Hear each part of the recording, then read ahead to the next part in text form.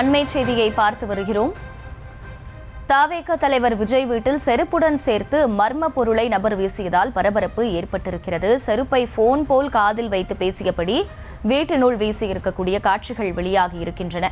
தவேக 2ஆம் ஆண்டு தொடக்க விழாவில் விஜய் பங்கேற்க உள்ள நிலையில் இந்த மர்ம பொருள் வீச்சு நடைபெற்றிருக்கிறது. விஜய் வீட்டில் செருப்புடன் சேர்த்து வீசப்பட்ட பொருள் என்ன என்பது தொடர்பாக விசாரணை நடத்தப்பட்டு வருகிறது. தவேக தலைவர் விஜய் வீட்டில் செருப்புடன் சேர்த்து மர்ம பொருளை நபர் ஒருவர் வீசியிருக்கக்கூடிய காட்சி வெளியாகி இருக்கிறது. செருப்பை போன் போல் காதில் வைத்து பேசியபடி வீட்டினுள் வீசியிருக்கிறார் அந்த இளைஞர். கூடுதல் விவரங்களை செய்தியாளர் சிவபிரகாஷ் வழங்க கேட்கலாம். சிவபிரகாஷ், இந்த மர்ம பொருள் என்ன என்பது தொடர்பான விசாரணை நடைபெற்று வருகிறது. இது பற்றிய விவரங்கள் என்ன? வணக்கம். இன்று தமிழக வெற்றி கழகத்தின் 2ஆம் ஆண்டு தொடக்க விழாவானது நடைபெறவிருக்கின்றது.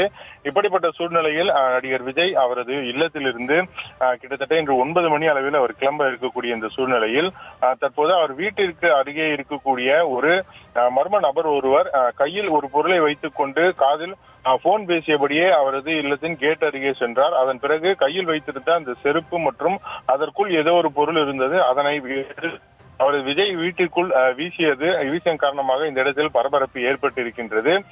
இந்த சம்பவத்தை பொறுத்தவரையிலும் அந்த நபர் இந்த இடத்திற்கு தொடர்பு இந்த இடத்தில் வசிக்காத ஒரு நபர் என்பதன் காரணமாக தற்போது நடிகர் விஜய் அவர்களின் வாகன ஓட்டுநரான ராஜேந்திரன் என்பவர் தற்போது அதற்கான விசாரணை வெளியே வந்து யார் வீசியது என்று விசாரித்துவிட்டு தற்போது உள்ளே சென்றிருக்கக்கூடிய சம்பவமானது அரங்கேறி இருக்கின்றது.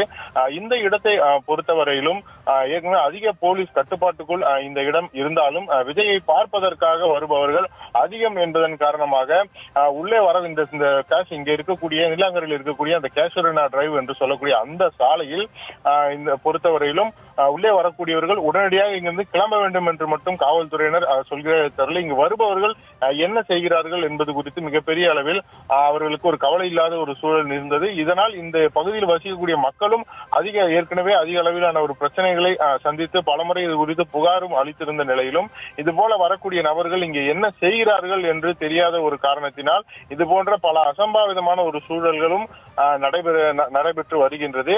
ஏற்கனவே நடிகர் விஜய் மீது தாக்குதல் நடத்தும் அளவிற்கு திட்டமிட்டதன் காரணமாகத்தான் அவருக்கு வைப்பிரிவு பாதுகாப்பானது வழங்கப்பட்டது.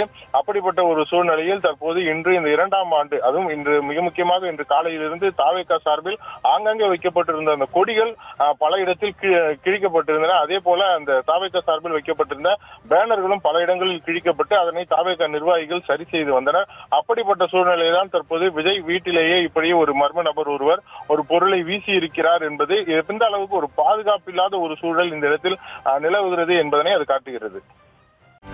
செய்திகளை உடனுக்குடனும் துல்லியமாகவும் தெரிந்து கொள்ள சப்ஸ்கிரைப் பண்ணுங்க.